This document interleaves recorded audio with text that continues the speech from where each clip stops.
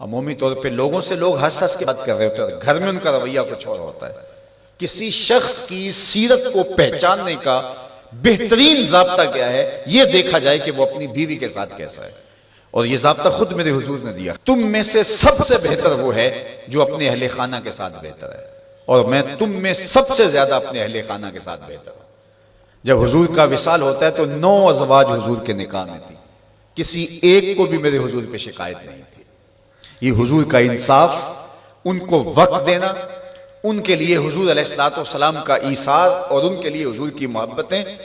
حضرت خدیجہ الکبریٰ رضی اللہ تعالی عنہا کا ذکر کرتے ہیں ان کے وصال کے بعد تو حضور کی آنکھیں چھلک پڑتی ہیں، اور جانور ذبح کرتے ہیں اور گوشت کے ٹکڑے ان کے سہیلیوں کے گھروں بھیجتے ہیں۔ حضرت عائشہ رضی اللہ تعالیٰ عنہ فرماتی ہیں میرا ان سے جو رشتہ تھا تو مجھ سے نہ رہا گیا، میں نے ایک دن کہہ دیا حضور آپ اس بوڑھی عورت کا ذکر نہیں چھوڑتے، بڑھاپے کی وجہ سے جس کے ہونٹوں کے گوشے بھی رنگ بدل گئے تھے۔ تو حضور علیہ السلام کے چہرے پہ جلال آیا، فرمایا عائشہ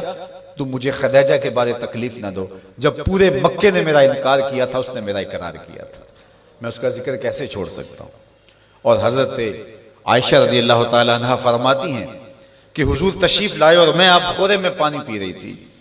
تو حضور نے مجھے دیکھا تو دودھ سے کہا عائشہ تھوڑا سا پانی میرے لیے بھی چھوڑنا، تو فرماتی ہے میں نے پانی چھوڑ دیا، حضور نے میرے ہاتھ سے آب خورا لیا، پینے لگے تو پھر رک گئے اور میرے سے مخاطبہ کرتے ہوئے کہا حمیرہ، یہ حضور لاڈ سے انہیں کہا کرتے تھے، حمیرہ ذرا بتانا تم نے ہونٹ کہاں لگائے تھے، میں وہاں ہونٹ رکھ کے پانی پینا چاہتا ہوں، مجھے یہ بتاؤ اگر شوہر کا رویہ بیوی کے ساتھ یہ ہوگا تو گھر جنت کا ٹکڑا بنے گا یا نہیں بنے گا؟ تو تم میں سے بہتر وہ ہے جو اپنے اہل خانہ کے ساتھ بہتر ہے۔ سب سے پہلے آپ کے اہل خانہ آتے ہیں، آپ کے ماں باپ آتے ہیں، آپ کے بہن بھائی آتے ہیں، پھر کلاس فیلوز آتے ہیں، اساتذہ آتے ہیں، یہاں سے ہمارا رویہ خوبصورت ہونا شروع ہو۔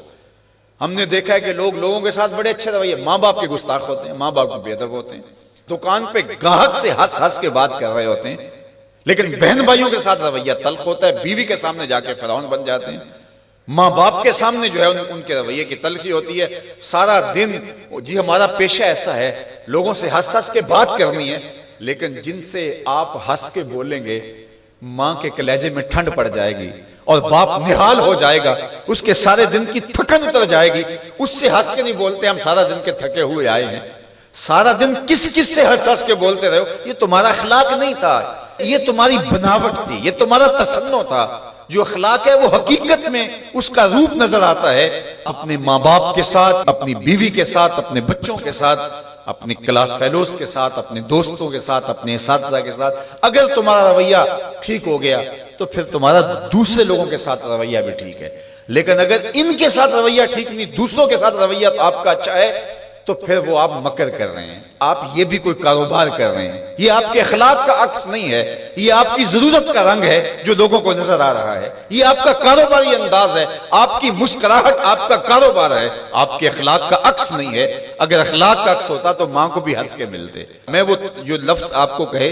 کہ حضور کمزوروں کا بوجھ اٹھایا کرتے تھے، تو آج بیٹی اگر ماں کا بوجھ نہیں اٹھاتی،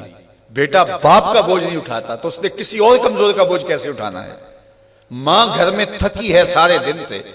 اور بیٹی جو ہے وہ آئی ہے اور وہ بھی ماں سے مطالبہ کرتی ہے کہ میری ضرورت میرے بستر پہ، میرے ٹیبل پہ پوری کرو، اور تھکی ماندی سارے دن کی ماں کی وہ مدد کرنے کے لیے تیار نہیں ہے، تو جو سکی ماں کی مدد نہیں کرے گی اور جو بیٹا سکے باپ کی مدد نہیں کرے گا تو وہ کسی کی مدد نہیں کر سکتا۔ آغاز یہاں سے ہوتا ہے، یہاں سیرت کا حقیقی رنگ نکلتا ہے جس سے ہماری طبیعتوں کے اندر وہ چیز عملاً راسخ ہوتی ہے۔ اس لیے میں اور آپ حضور کی سیرت کو